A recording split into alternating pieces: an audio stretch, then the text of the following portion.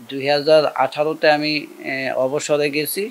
2019-এর শেষের দিকে নভেম্বর মাসের দিকে আমার স্ত্রী বিয়োগ হওয়াতে আমার ওই জীবনটা আমি কিভাবে কাটাবো অনেক চিন্তা ভাবনা করে মেয়েদের সাথে বোঝাপড়া করে তারপরে আমি আগে থেকে তাবলিগ করতাম। হ্যাঁ, ওই যে বললাম এতেকাফের অভ্যাস আছে। তাবলিগে সারা জীবনই কাটাবো এই নিয়ত করে বের হই মেয়েদের সাথে কথাবার্তা বলে। কিন্তু সারা বছর কি আর হয় না। 3 দিন করে প্রতি মসজিদে থাকতে হয়। তো এটা যে কষ্টের, হ্যাঁ ফল পাওয়া যাবে, কষ্টের ফল পাওয়া যাবে, আল্লাহ দিবে। কিন্তু এত ধৈর্য আমি সাধারণ উম্মত একজন আমার দ্বারা সম্ভব নয়। এত ইমানদার ব্যক্তি আমি হতে পারিনি, ফেরেশতাও আমি নই। কাজে সাধারণ মানুষ এটা সহ্য করতে পারিনি। তারপরও 3 চিল্লা দিয়েছি 4 মাস।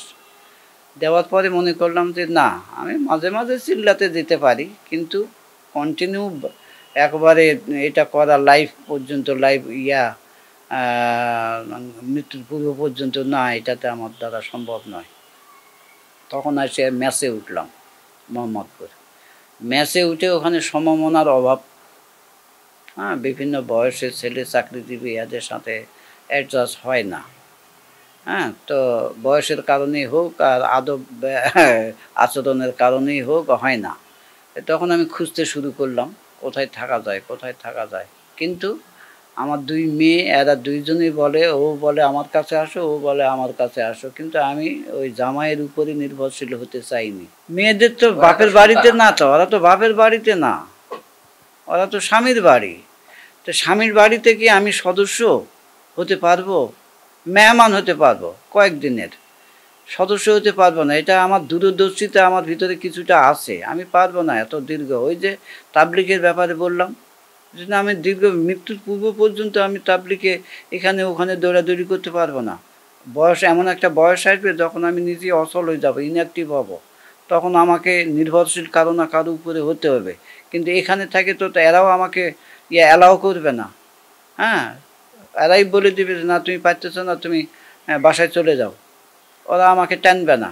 বাসা সাভারে আছে, বাসা দেশের বাড়ি নওগাঁতে আছে। হ্যাঁ, গ্রামের বাড়ি নওগাঁতে আছে। সাভারে যেটা সেটা ছোট মেয়েটাকে দিয়েছি। আর বড়টা আছে রাজশাহীতে।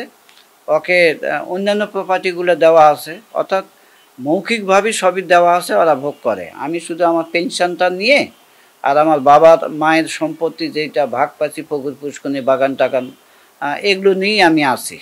আর আমি যেগুলো করছি সেগুলো সব মেয়েদেরকে দেওয়া আছে। পেশাগত জীবনে আমি প্রশাসনে ছিলাম, প্রশাসন এবং সংস্থাপন দেখতাম। সেখানে আমার উপর দায়িত্ব ছিল, পদোন্নতি ছিল, নিয়োগ ছিল, ট্রান্সফার ছিল।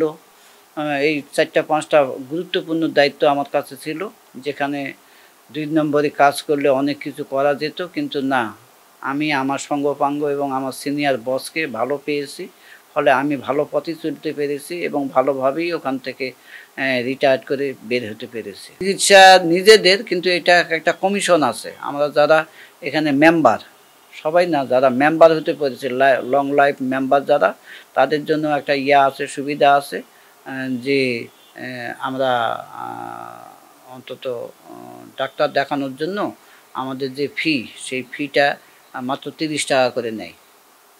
হ্যাঁ, মাত্র 30 টাকা করে নেয়। তো এইটাই তো বিরাট একটা ভর্তুকি আমি মনে করি। তারপর যদি উন্নত চিকিৎসার জন্য এরাই ব্যবস্থা করে পাঠায় দেয়, কখনো নিউরোতে, কখনো সরোয়ার্দিতে, কখনো আরও কোনো ভালো চিকিৎসালয়ে পাঠিয়ে দেয়।